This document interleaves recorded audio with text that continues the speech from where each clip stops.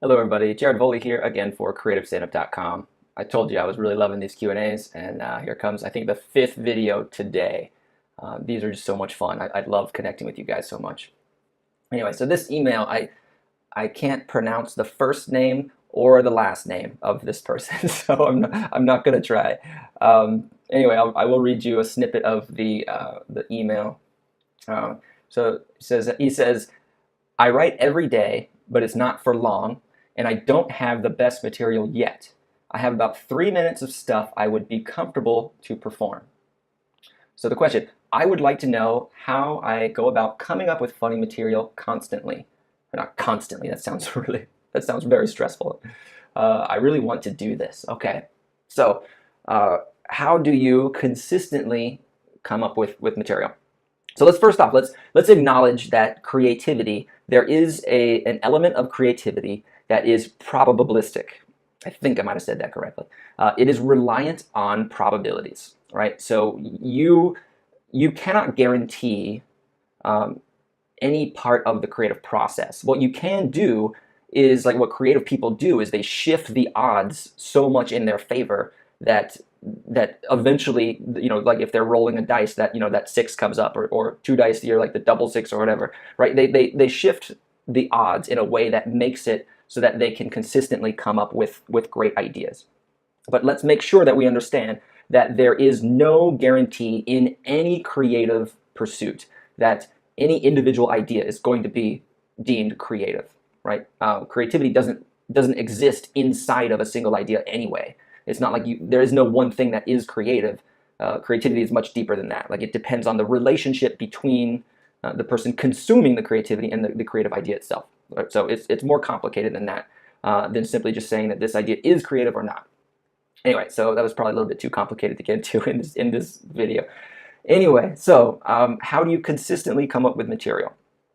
For me, and I talked about this earlier today in another Q&A, is that I need to get into the best me possible for being creative, right? So that means when I'm writing comedy, before I write any comedy, I go and I review the stuff I love so that I can really feel it again, and then I can just pivot and I can just start writing something new. But I get to carry that positive emotion with me, right? I get to carry that passion, that excitement, that point of view, the point of view that has created my best material. Right. So for me, I would say that that's like my number one tool that I use. It is easier as an expert, or I don't say expert, but like once you have a lot of experience, which I guess is expert. Fine, expert. I have this. I don't like the word expert or any of that stuff. It just feels weird to me. I just think that we're all just messing around and having fun, and some people mess around in one area, and other people mess around in others. And I don't know. Anyway, so the word expert, I have this weird relationship to. Anyway, so once you have a lot of experience in stand-up comedy or in any creative field, you are able to make much more accurate predictions about what is going to work and what isn't, right? So I have no idea how many shows I've performed in my life, but it is enough to where I can make some pretty good predictions about whether a piece of material is going to work for me or not. Right? Just because I've had enough jokes that have failed, and I've had enough jokes that have succeeded, and I've had so many repetitions and so many different audiences that I can kind of get a good feel for what will work and what won't. That feeling is never 100% accurate, right? If you watch the documentary Comedian, you can watch Jerry Seinfeld.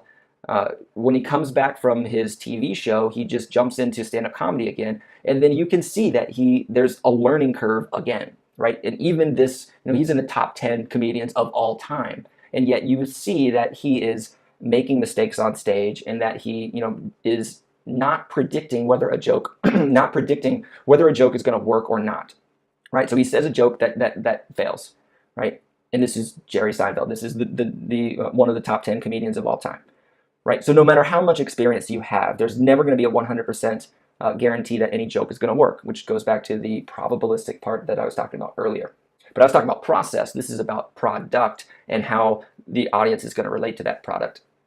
And by the way, product just means, I use it in the scientific way. A creative product just means what do you produce?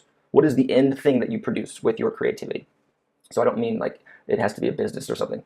Anyway, so there's no guarantees around any of that.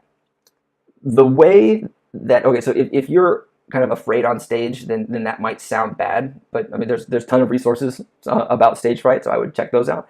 But it's incredible, right? Because you get to do all this exploring, right? And you don't have to accept losses, right? Like if I say something on stage and the joke doesn't work, there are so many opportunities for me to get the audience back into my side, right? And I don't have to use a canned like saver line. I don't like those at all. They feel fake, right? And I reject any of that fakeness. It just doesn't sit well with me.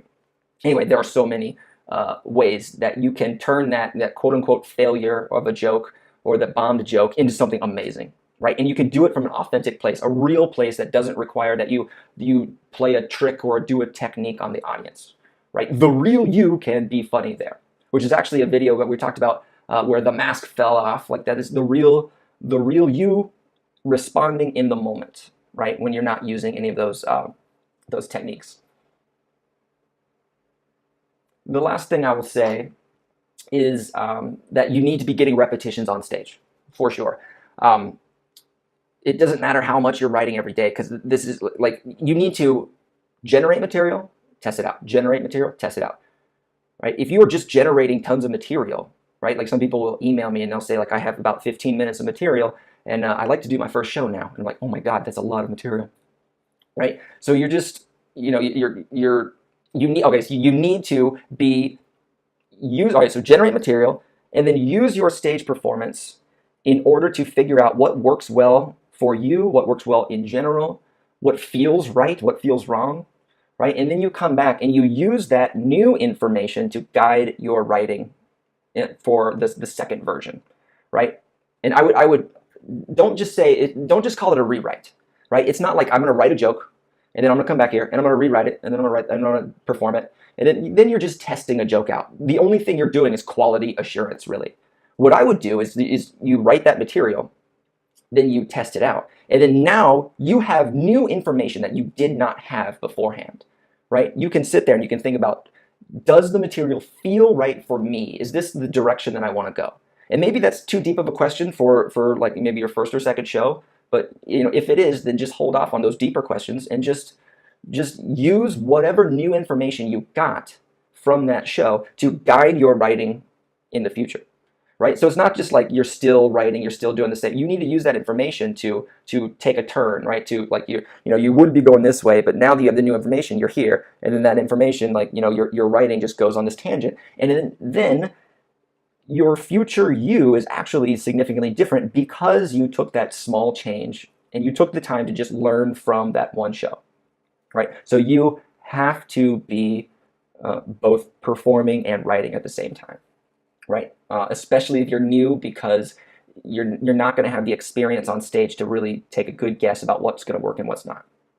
Anyway, so that is my my hot take, I guess, on how to consistently come up with writing. I'll throw in one more idea. Make sure you're using the real you and that you're passionate about writing, which for me is the same thing. When the real me is writing, then it's passionate. I absolutely love doing it, which means I can consistently do it, and then we can consistently roll the dice, or however you want to say it. So as long as the real me is there, that means I enjoy the process. I'm not dependent on the outcome, right? Like whether a joke works doesn't mean that, like, so if I spend 10 minutes writing a joke and then I try it on stage, and let's say the joke doesn't work, then it wasn't a failure, right? And I don't mean that in like, oh, don't to pretend it's not, or don't. I mean, to me, it does not feel the same thing, right? Not even close, right? It was just fun, right? I had fun creating this thing, and then I tried it out on stage and it didn't work. And then maybe I'll come back and I'll rewrite it, but at least it was fun. I am not dependent on the outcome to tell me that it was worth investing time in. So if you want to be consistently funny, if you want to consistently write, I would suggest making sure that you are not entirely outcome dependent. That doesn't mean you don't care. Obviously, you want to go on stage and you want to get laughs. But if my identity is tied up in whether or not this joke is going to work, then that's a lot of pressure. And eventually, when jokes aren't going your way, or when you're having a bad month or something like that, then you're going to find this huge block in your way, because your brain is pretty smart. It knows that you've tied your identity to this outcome, and that the outcome is causing pain, right? And your brain knows that it needs to be avoiding pain. So I would say make sure you're not outcome dependent, right? The process of writing should be really, really fun, right? And if it's not fun, you're not doing it correctly. Okay, that'll be my last thing. I'll sign off on that one. I'm Jared Volle. Thanks again for the email. I think this is the fifth one of these Q&As I did today, and this is incredible. So much fun. Thank you. Swing by creativestandup.com, say hello, sign up for our newsletter, and you can write your own question.